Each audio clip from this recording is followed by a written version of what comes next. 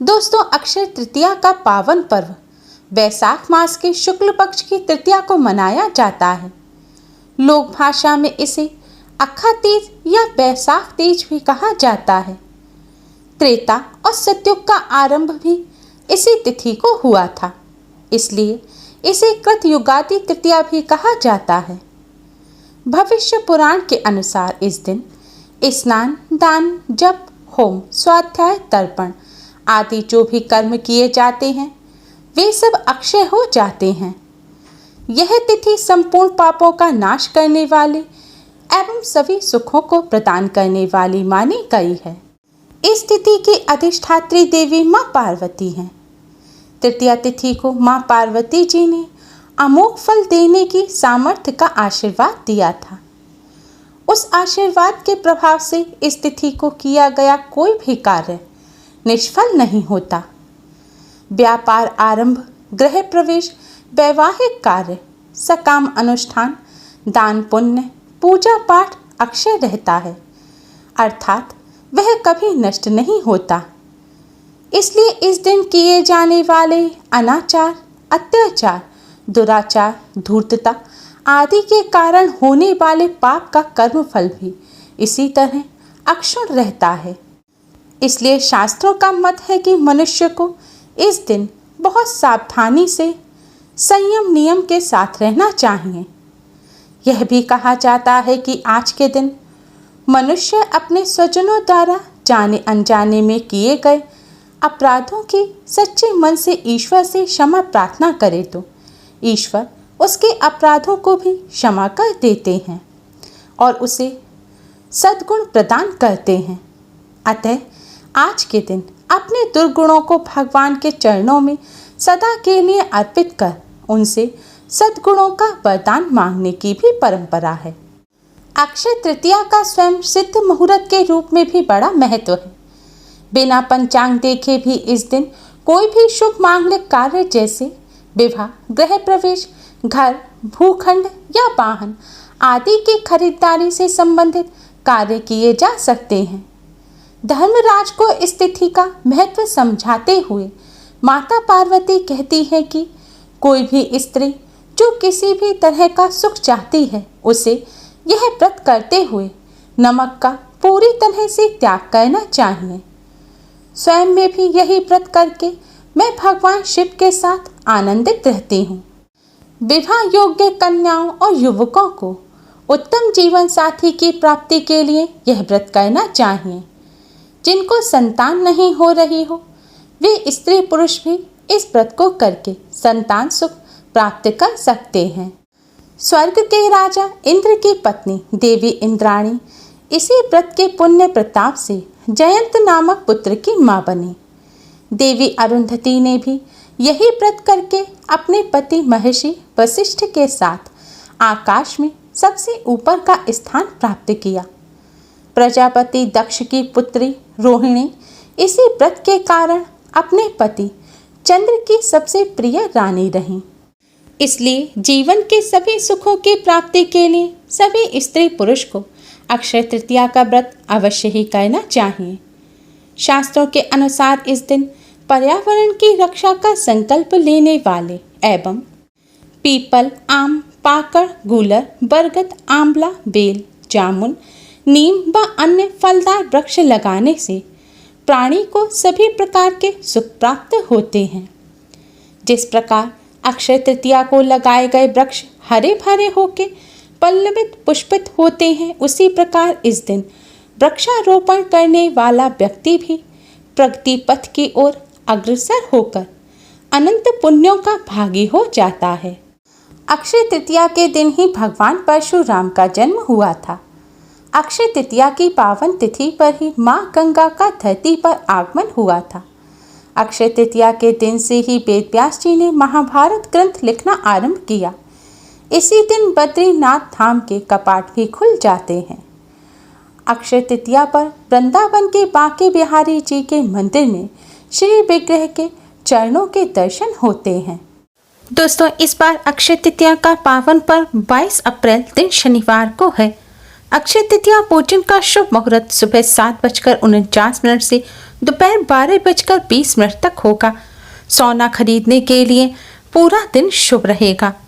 दोस्तों, इस बार अक्षय तृतीया पर स्वास्थ्य सिद्धि योग, अमृत सिद्धि योग, रवि योग, आयुष्मान योग, सौभाग्य योग और त्रिपुष्कर योग एक साथ बन रहे हैं। अक्षय तृतीया पर इन 6 दिव्य दुर्लभ संयोग के एक साथ बनने पर इस बार की अक्षय तृतीया का महत्व कई लाख गुना अधिक बढ़ गया है। दोस्तों, अक्षय तृतीया के दिन भगवान विष्णु, माँ लक्ष्मी जी के साथ साथ भगवान शिव, माँ पार्वती जी और कुबेर देव का भी विशेष रूप से पूजन किया जाता है। अक्षय तृतीया के दिन ब्रह्म मुहूर्त में उठें। सबसे पहले नित्य क्रिया से निवृत्त होकर घर की सफाई करें, घर को पवित्र करें। फिर घर पर ही स्नान के जल में थोड़ा सा गंगा जल या किसी पवित्र तीर्थ का जल मिलाकर उससे स्नान करें। स्नान करते समय हर हर गंगे का जाप करें। ऐसा करने से आपको गंगा स्नान का पुण्य फल प्राप्त होगा। स्नान करने के पश्चात आज के दिन लाल, पीले या गुलाबी रंग के वस्त्र धारण करें। आज के दिन इन रंग के वस्त्रों को पहनना अति शुभ माना जाता है। इसके पश्चात आप भगवान जी का पूजन करें। पूजा करने के लिए मंदिर के सामने आसन बिछाकर बैठ जाएं। इसके बाद अपने दाहिने हाथ में शुद्ध जल लें और इस मंत्र का जाप करके इस मंत्र से आप संकल्प लें। मंत्र इस प्रकार है: ममाखिल पाप क्षय पूर्वक सकल शुभ फल प्राप्त, भगवत प्रीति कामन्या देवत्रय पूजन महम करिष्य। संकल्प लेने के पश्चात आप अपने मंदिर की सफाई करें। भगवान जी की जितनी भी तस्वीर हो सभी को आप साफ कपड़े से पोंछें और भगवान जी के जितने भी श्री विग्रह हैं आप उन्हें स्नान कराएं और स्वच्छ वस्त्र धारण कराएं। इसके पश्चात भगवान विष्णु जी या लड्डू गोपाल जी के श्री विग्रह को आप पंचामृत से स्नान कराएं। पंचामृत यानी कि दूध, दही, घी, शहद और शक्कर। पंचामृत से स्नान कराने के पश्चात आप शुद्ध जल से भगवान जी को स्नान कराएं। इसके बाद आप भगवान जी को पीले रंग के या फिर लाल, गुलाबी रंग के स्वच्छ वस्त्र पहनाएं और उनका श्रृंगार करें। अब सबसे पहले कुमकुम से भगवान श्री गणेश को तिलक करें। भगवान श्री गणेश को पुष्प अर्पित करें और फल मिष्ठान का भोग लगाएं। इसके पश्चात भगवान विष्णु जी को चंदन, केसर या फिर हल्दी से तिलक करें। भगवान शिव जी के भी तिलक करें। फिर आप माँ लक्ष्मी और माँ पार्वती जी के कुमकुम से तिलक करें। फिर आप भगवान जी को पुष्प अर्पित करें। अगर पुष्प ना हो तो आप इत्र अर्पित करें। भगवान जी के पोशाक पर इत्र लगाएं। आज के दिन भगवान लक्ष्मी नारायण जी की पूजा सफ़ेद, पीले रंग के कमल या गुलाब के पुष्प से करनी चाहिए। इसके बाद आप भगवान जी को नैवेद्य अर्पित करें। नैवेद्य अर्पित करने से पहले आप भगवान जी के सामने एक शुद्ध घी का दिया जलाएं और एक सुगंधित धूप बत्ती जलाएं। इसके पश्चात नैवेद्य अर्पित करें। आज के दिन नैवेद्य में गेहूं, जौ या चने का सत्तू, मिश्री, नीम की कोपल, ककड़ी या और सभी प्रकार के मौसमी फल और चने की भीगी दाल अर्पित की जाती है। साथ ही भगवान जी को तुलसी दल अवश्य ही अर्पित करें। आज के दिन सोना खरीदना भी बहुत शुभ माना जाता है, लेकिन अगर आप सोना नहीं खरीद सकते तो आपके यहाँ सोना का कोई भी आभूषण हो तो आप उसे अच्छी तरह से पहले साबुन से धोकर साफ कर लें, फिर उसके ऊपर गंगा जल का छिड़काव करें। इसके बाद इस आभूषण को आप माँ लक्ष्मी जी के चरणों में रखें और इस आभूषण पर भी आप हल्दी और कुमकुम से तिलक करके पूजन करें। अब आप भगवान विष्णु, माँ लक्ष्मी जी के इस मंत्र का 108 बार जाप करें। मंत्र इस प्रकार है: ओम ह्रीं ह्रीं श्री लक्ष्मी वासुदेवाय नमः।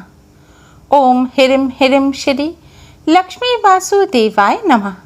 मंत्र का जाप करने के पश्चात अब आप भगवान शिव, माँ पार्वती जी के इस मंत्र का 108 बार जाप करें। मंत्र इस प्रकार है: ओम उमा महेश्वराय नमः। ओम उमा महेश्वराय नमः। मंत्र का जाप करने के अलावा आप सभी भगवान जी के चालीसा का भी पाठ कर सकते हैं। आज के दिन विष्णु सहस्त्र नाम का पाठ करना भी बहुत ही शुभ माना जाता है। अब कुबेर देव के इस मंत्र ओम शिरिम, ओम हिरिम शिरिम, ओम हिरिम शिरिम क्लिम विद्येश्वराय नमः मंत्र का 21 बार जाप करें।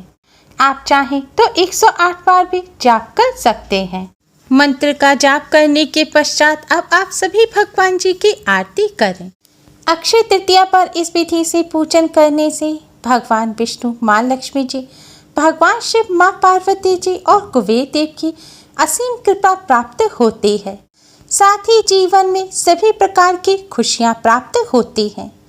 दोस्तों, अक्षय तृतीया पर व्रत रखना बहुत ही ज़्यादा शुभ माना जाता है। माना जाता है जो व्यक्ति अक्षय तृतीया पर व्रत रखता है उसे जीवन में किसी भी चीज की कभी भी कमी नहीं रहती। Please like, share and subscribe. Thanks for watching. Akshaya Tritiya पर व्रत अवश्य ही रखें। अक्षय तृतीया पर व्रत रखने के नियम बहुत ही आसान है। अक्षय तृतीया पर आप केवल फलों का सेवन करें। व्रत में किसी भी प्रकार के नमक का सेवन ना करें। व्रत का नमक भी ना खाएं। किसी भी प्रकार का तेल ना खाएं और आप सब प्रकार के फल तो खा सकते हैं लेकिन नींबू का सेवन ना करें। अक्षय तृतीया पर मीठी चीज़ें जैसे कि चाय, कॉफ़ी, मीठा दही आदि आप ले सकते हैं। अगर आपको स्वास्थ्य से जुड़ी कोई समस्या है तो आप इस व्रत में एक समय अन्न खा सकते हैं। अगर आप व्रत नहीं भी रख रहे हैं तो अक्षय तृतीया के दिन भूलकर भी तामसिक भोजन ग्रहण ना करें। बड़ों का सम्मान करें, महिलाओं का भूलकर भी अपमान ना करें।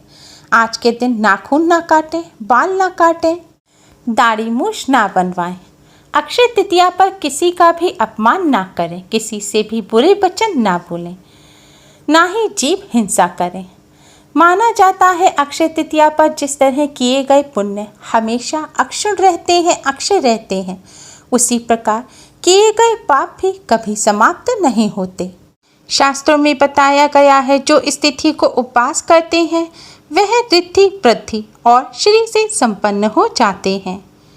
शास्त्रों के अनुसार इस दिन दान देने वाला प्राणी सूर्यलोक को जाता है। इसलिए अक्षय तृतीया पर अपनी सामर्थ्य के अनुसार दान अवश्य ही करना चाहिए। अक्षय तृतीया पर जौ, गेहूं या चने का सत्तू, खरबूज, मौसमी फल, अन्न, वस्त्र, पानी की मटकी, छाता आदि सभी चीज़ों का दान करना बहुत ही शुभ माना जाता है। दोस्तों, अगर आप इसी दिन दान ना कर सकें तो आप दान के लिए थोड़े रुपए निकाल कर रख दें और जब स्थिति सामान्य हो जाए तब आप उन रुपयों से सामान खरीद कर किसी ब्राह्मण या जरूरतमंद व्यक्ति को दान करें। ऐसा करने से भी आपको अक्षय पुण्य की प्राप्ति होगी। इस विधि से अक्षय तृतीया पर आप व्रत पूजन करके भगवान विष्णु, माँ लक्ष्मी जी, भगवान शिव, माँ पार्वती जी और कुबेर देव जी की कृपा प्राप्त कर सकते हैं। Please like, share and subscribe. Thanks for watching.